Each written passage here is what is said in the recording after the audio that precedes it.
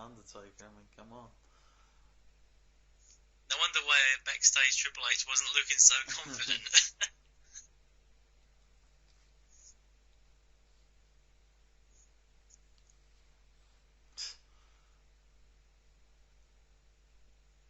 Kane's a Kane tie had here. Go on. a much better entrance at this point in time as well. I think they place a lot more importance on it. Now it's just walk out, get it done. But he definitely had a more atmosphere at this point. Mm-hmm.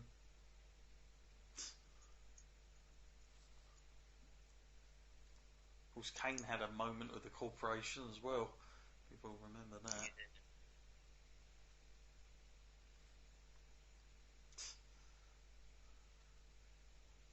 Oh, it's the more forgettable Undertaker music.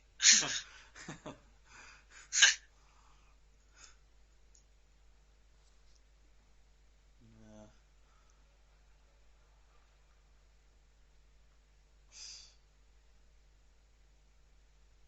Well, he would have only just come back as well, don't forget. He would have been back the month before this, because they said that was Judgment Day, didn't they? So that was where he come out in the Iron Man match between Rock and Triple H, as I recall. So he was fresh back, so people would have probably been waiting to see him, what he was going to be like. Because again, this gimmick, Matt, I mean, this is like alien to a lot of fans. Who would have probably been thinking, how's he gonna perform in the ring at this point? Yeah, it's funny when we think like the Undertaker's back, but when you think nowadays he's off for quite a long time, and no one ever goes, "Oh, he's back." It's just, the Undertaker again. Yeah. People loved it or hated this when he did this. I had never really had a problem with him doing that. The change of character, I felt like it only helped him going forward. That eventually when he did go back to the Dead Man stuff, it made it that much better. I was going to say that. I was going to say, in the long term, it probably helped him a lot. But during the short time that he was like the biker Undertaker, I didn't actually like it. I think they changed a lot about him. Like he lost that whole unbelievable kind of super strength that he had. Where he could just take unimaginable amounts of punishment and just get up. This is when you saw a more realistic side to him. So it was a bit of a shock to the system seeing that dramatic kind of change. Yeah, he had some big heel runs as well during this. With Maven. Well. Yeah. Some, when he chopped his hair off as well, and he was the undisputed champion for a while against Hogan on that match again. And there's The Rock. Looks like actually amazing condition there, doesn't he? Yeah. Coming out looking like that. Really in his prime at this point.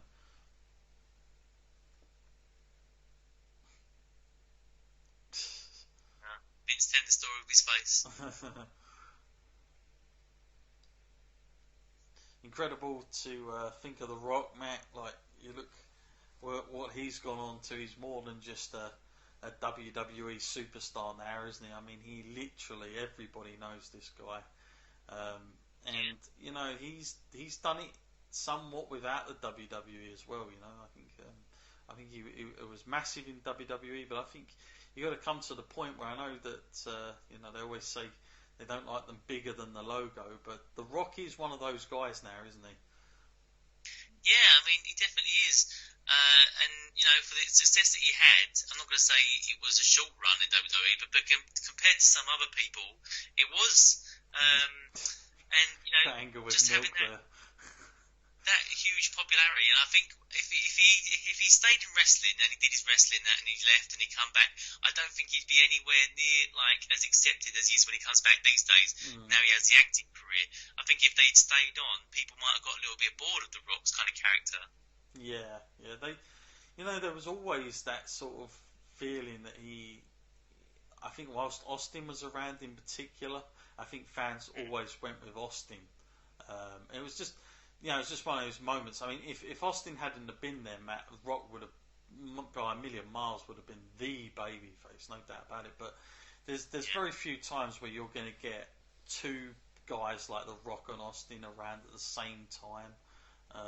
It's just unheard of now, isn't it? We're lucky to even have one, let alone two. And that's just how it was then. You know, it was kind of blessed. The stars aligned, and you even had Vince McMahon as well. So just coming out of his shell. Now, the one that I'm curious to know, Matt, what kind of how much are they going to sell for Shane O'Mac, especially after what I saw this year. Oh man, Shane and the yeah. Undertaker, let's not forget. So they have met before then, Matt. You're seeing it now. Well, I've got to say, yeah, I hope Shane's a little bit more agile in this one, a little bit more capable, because I don't mind seeing him like wrestle, but man, you know, the opponents they're giving him are so out of his league. Yeah, it's like he should be facing James Ellsworth, and if anyone should be. Yeah, beginning to feel that way. Okay, that's good. I think what makes it more cringier when you see Shane today, though, is the fact that he's the baby face. It's just like, come on. Like, at least if he's jerking about as a heel, it's one thing. But I just cannot accept him, you know, getting all these moves in against these so-called wrestlers. You know, it does make a mockery of it sometimes.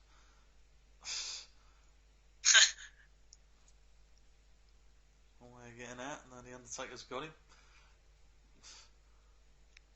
See you in 16 years' time, eh? WrestleMania. Hell in a Cell. Who'd ever think it? No, I would have never predicted that match ever. God, took that well. Straight down. An interesting decision of who should start this match. Wouldn't you have thought I'd start with Triple H?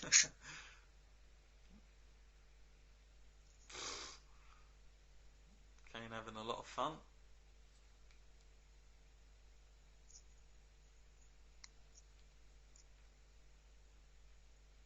Yeah, I mean, in a lot of ways, this match is a foregone conclusion, surely. You look at the outstanding favourites here. There we go, the Vince McMahon.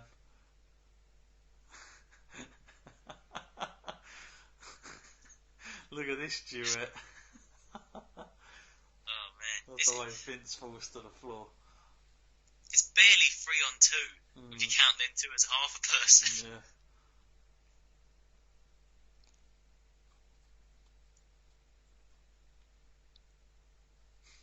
And how comes at this time it always seemed like Triple H was chewing gum?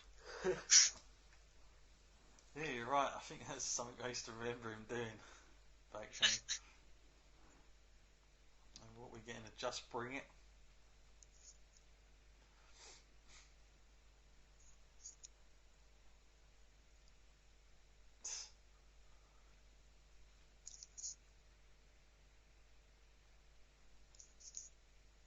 Okay, I think Vince is like on the outside now. He's just like, yeah, I'll let you do it. I'm surprised Shane's still legal. Whoa.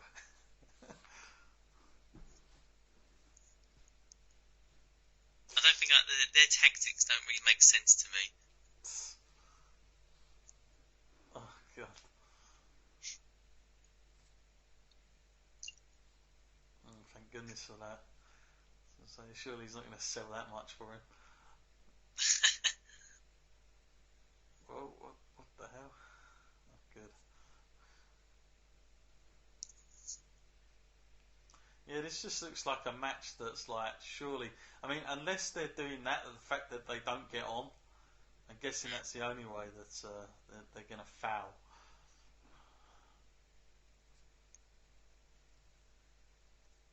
And there we go. Well, they haven't had too many problems so far getting on. No, here's a preview. What would come later down the line, a lot later. Maybe they look back on this and thought, you know what, they couldn't get enough of this. This will make a great match, a WrestleMania match. Hell in a Cell. You'd ever think it.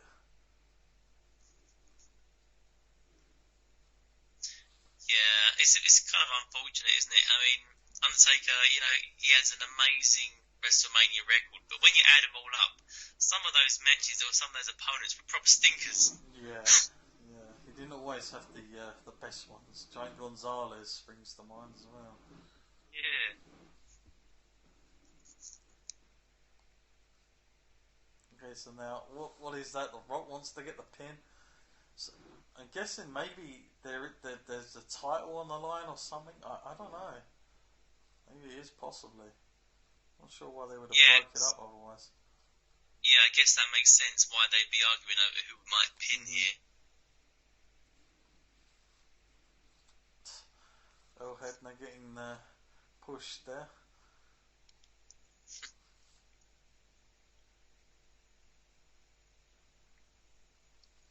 And the Undertaker with all the strikes. People would not have seen that before from the Undertaker working this way. Oh yeah, I guess so. It was the real change of his dynamic, wasn't it? I think even at the time, like I know he was doing the chokeslam, but I don't even think he was doing the tombstone half as much. I think he was doing the last ride more than anything else. Yeah, it was a new kind of thing, wasn't it? It was an impressive kind of powerbomb as well. The height he could get on that.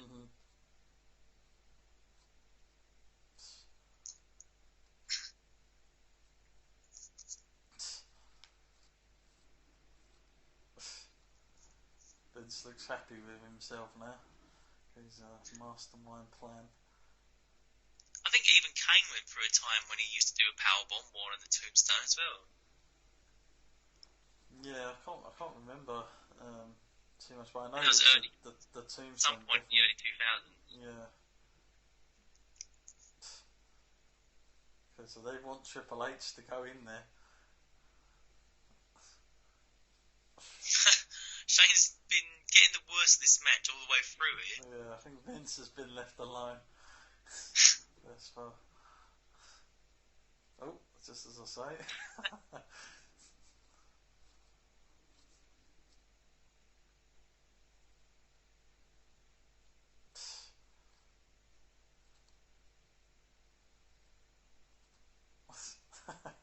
Love how Vince gets the little shots in there, little kicks.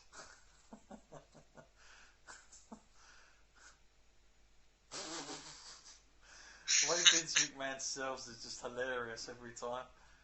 It's like so over the top. The guy's got almost no coordination over his body. The way this match has panned out has been like almost the opposite of what I was going to expect. Triple H has had like the most like minimal effect in this. Now everybody's like all around everywhere. I thought it was too good to be true that one of the tables wasn't gone yet. Surprisingly, it's not the Spanish one.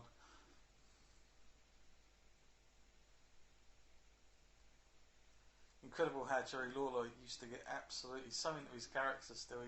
He'd wear the entire on-song gimmick, wouldn't he, of the King back then.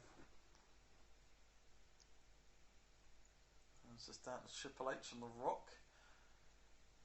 Again, this was a match, Matt, that we never... That match, Rock and Triple H, got lots of pay-per-view matches, but it never made it to WrestleMania, did it? Which was quite surprising. Yeah, it is actually, yeah, I guess. And I guess, well, they might still have a chance to do that someday. Yeah, I'm not sure if I still want to see it at this point, but I know they definitely hinted at that a couple of years ago, or a year ago, whenever it was. Yeah. But you never know. You never say never. Not in this era. No. Not when you see Shane McMahon coming back. Goodness knows what happened to Vince out there.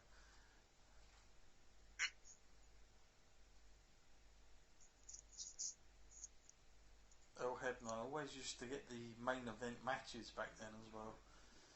The main guy, wasn't he? He was never my favourite kind of ref, though. So it's like, what brothers are you going to tag now? Probably going to tag neither of them. Oh, that's a bad idea.